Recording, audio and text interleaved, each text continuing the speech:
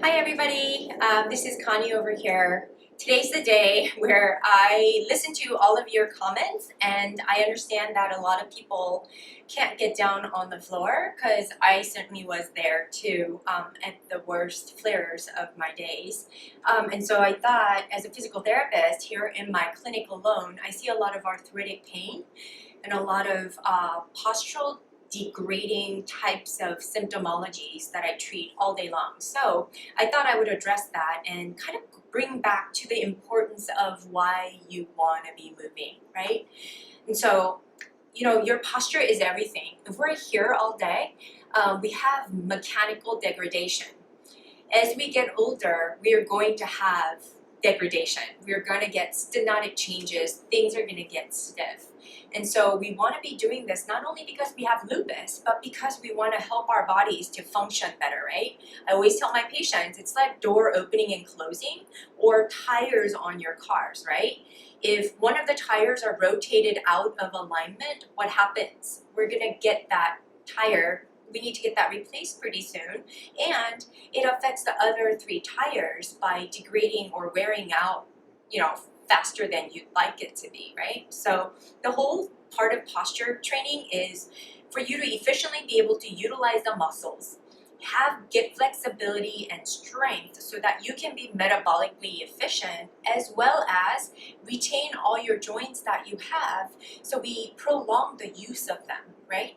We already have risks for hip necrosis, avascular necrosis. I used to work in the hospital and I used to treat lupus patients who just had total hip replacements, total knee replacements, total shoulder replacements, because we were at risk already. And so we want to create an environment in our bodies to where we can effectively use our muscles in a way that is not degrading and wearing down our joints. Simple, right? So let's start with just shoulder rolls up and back. Many of us are working, or some of us are on disability at home. And even if you're at home, I figured the easiest thing that anybody can do is stay in a seated posture. So we're going to be incorporating a lot of exercises just simply in a seated posture to both strengthen, to stabilize, and to kind of stretch, okay? So rolling our shoulders back and up, rolling it up and back, up and back. And then I want you to inhale, sweep your arms up overhead, interlace your hands, pull up, really sit up nice and strong. And take a deep breath into your rib cage and exhale down. So raise your right arm up and bend over, and as you do so, stretch your rib cage up toward the ceiling and exhale back. Same thing on the left side, raise up and exhale, bend over and back. All these exercises are super effective even if you're going through a flare right now. I'm a physical therapist, so I know acute injuries can occur. All that I'm doing is pretty safe wherever you might be. So do your best. Don't overly go through the motions to a point of, tearing, because we do have micro tears that occur every day. So I'm just pulling my arms back by interlacing them back. All the effects that I'm going for is to have my shoulders back, chin up with a little bit of attitude, because life happens in flexion. This is where we get stuck. That's why a lot of women have a lot of kyphotic curvatures here. We get stuck in our low back and things just get tight. So we're trying to move that along, right? And so let's talk a little bit about moving our hips, because that seems to be the central tendencies. We're too tired to move, but we can be moving in our chair, right? So we're going to assimilate walking by bringing up the thigh, right thigh up, and then bringing it down as if we're walking in a seated posture. When you do this, don't slouch down and do this. Sit up nice and tall so you can be nice and open and be deliberate about these movements. We need to be strengthening and giving lubrications in our joints so that we have nice anti-inflammatory effects and allow the synovial fluid in our hip joints to kind of mobilize. So metabolically, we can get all the inflammatory cytokines out and flushed out through our heart, and pumped out, and toxins get rid of in our kidneys, right? So all these things are very helpful And for most of you, this might be like just what you need. I'm bracing myself like this to try to keep my shoulders back in a nice proper posture, because often a lot of you probably not have enough strength to even sit up. And I get that because I've been there. Sitting up nice and tall, promoting this nice posture. Keep doing that, and you're gonna feel the effects of this. If you're doing it correctly, you're gonna feel it in your hips, right? And then from there, you can release, and then you can bring your heels up and down 10 times.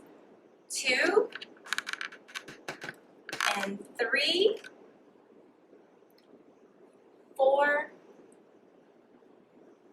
5, 6, 7, 8, 9, and 10. Good job. And now I want you to press the heel down, bring your toes up and down slowly. 2. Remember I told you about the neurological system? We trip over our feet all the time. I work with a lot of senior patients here as well, my Medicare patients, and they have a lot of falls. And then I told you my story with just falling for no reason at all, because we've got neurological weakness due to the autoimmune condition that we all have. And so it's in our best interest to be very robust in our musculature and have full control, because I see patients in here all the time. We have no control over our bodies. This is where you can start and call it a win by doing small things like this, toes up and down. And you should be feeling it in the front side. It's called the anterior tibialis muscle. It's what clears the foot when we walk so that we don't trip over our feet.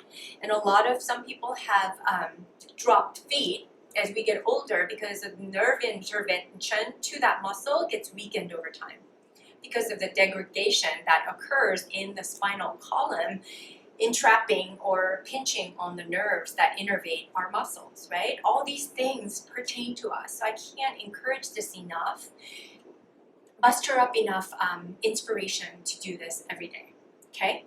Now we're gonna just stretch, bring the right ankle on top of the left knee. Try not to stoop down like this. Pull up and out of your pelvis, and for most of you, this might be just what the doctor ordered, right? You're gonna feel a deep stretch in the right hip. And then those of you who have a little bit more range, sit up nice and tall, hinge forward a little bit, toes up toward the shin, and just hinge over your legs and hold it there for a good 10 seconds. Take a deep breath in and exhale.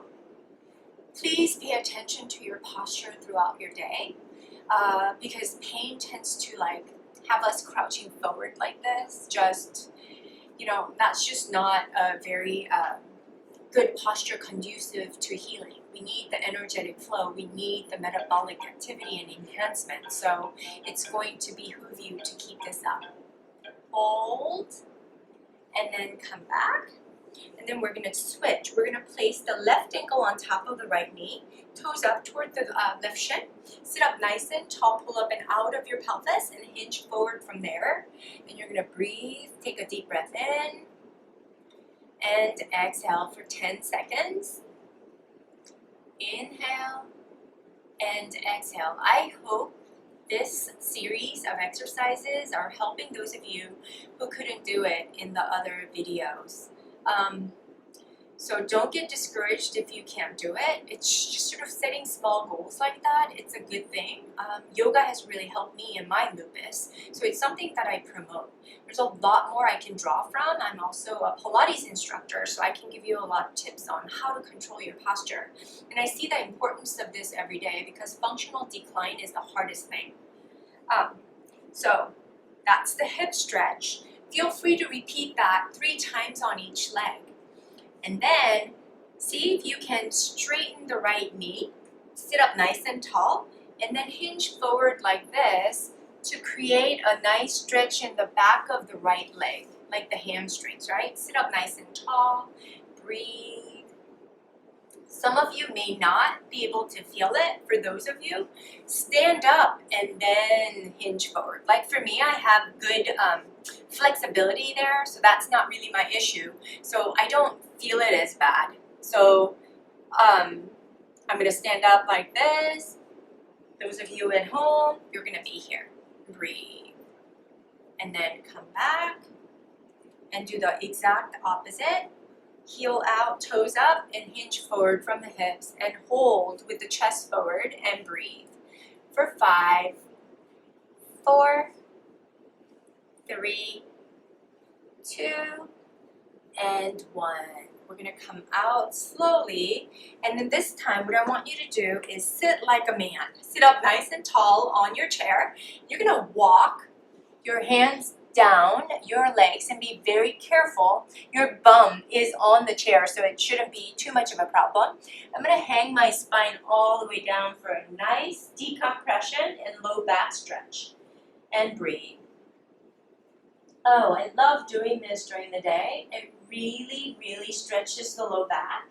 And those of you who suffer from neuropathy because of lupus, this is going to really help to open these segments to innervate the nerve endings that innervate to your feet, and decreasing that numbness and that feeling or lack thereof. So coming up, walk your hands up and make sure that the head is the last thing to come up, because if you come up too fast, you're going to get dizzy.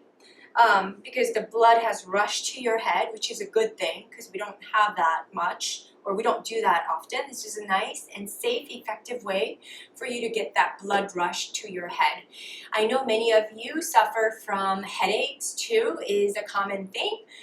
So this is going to help with that too, to kind of flush that back, like flush the blood down to your head, and then when you come up, you somehow feel revived and refreshed.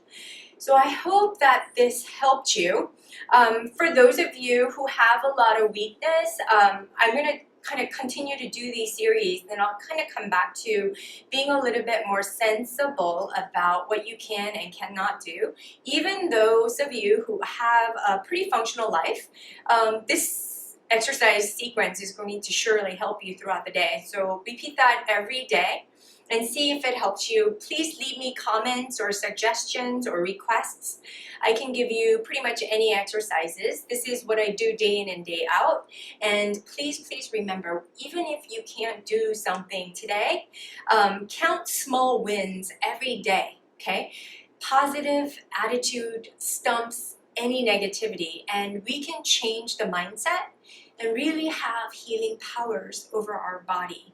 At the end of the day, you want full control over your life and your health, right?